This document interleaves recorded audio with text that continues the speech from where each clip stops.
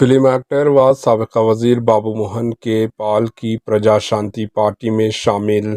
मारूफ film actor व comedian और साबिका वजीर बाबू मोहन, जिन्होंने गुज़िश्ता असम्बली इलेक्शन में बीजेपी की जानिब से इंदौल असम्बली हलके से इलेक्शन लड़ा था, के पाल की क़ियादत वाली प्रजा शांति पार्टी में शुमालियत इख्तियार कर ली है।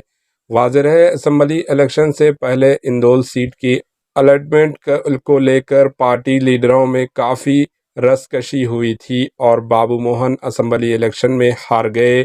बाबू मोहन, जिन्होंने हाल ही में इलेक्शन के बाद बीजेपी और इसके लीडरों पर तनकीद की थी, आखिरकार पार्टी से इस्तीफ़ा दे दिया। लेकिन बाबू मोहन, जिन्होंने कहा कि वो जल्द ही अपने फैसले का ऐलान करेंगे कि वो किस पार्टी में शामिल होंगे, हाल ही में प्रजा शांति पार्टी के परचम को थाम लिया।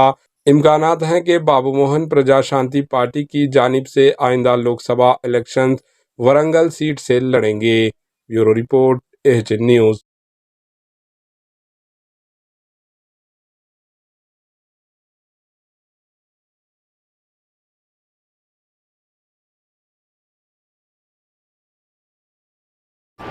एएचएन न्यूज़ को लाइक करें, शेयर करें और सब्सक्राइब करना ना भूलें।